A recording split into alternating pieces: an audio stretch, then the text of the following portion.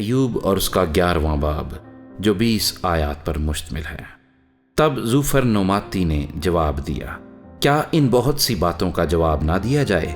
اور کیا بکواسی آدمی راست ٹھہرایا جائے؟ کیا تیری لاف زنی لوگوں کو خاموش کر دے، اور جب تو ٹھٹھا کرے تو کیا کوئی تجھے شرمندہ نہ کرے؟ کیونکہ تو کہتا ہے میری تعلیم پاک ہے اور میں تیری نگاہ میں بے گناہ ہوں۔ کاش خدا خود بولے اور تیرے خلاف اپنے لبوں کو کھولے اور حکمت کے اسرار تجھے دکھائے کہ وہ تاثیر میں گوناگون ہیں۔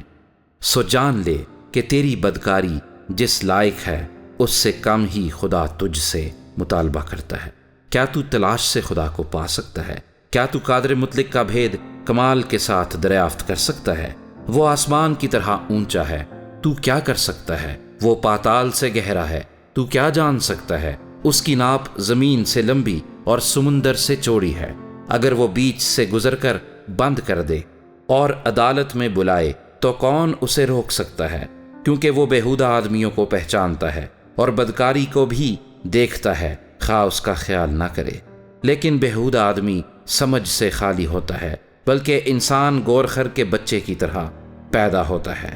اگر تو اپنے دل کو ٹھیک کرے اور اپنے ہاتھ اس کی طرف پھیلائے، اگر تیرے ہاتھ میں بدکاری ہو تو اسے دور کرے اور ناراستی کو اپنے ڈیروں میں رہنے نہ دے، تب یقیناً تو اپنا منہ بے داغ اٹھائے گا، بلکہ تو ثابت قدم ہو جائے گا اور ڈرنے کا نہیں، کیونکہ تو اپنی خستہ حالی کو بھول جائے گا۔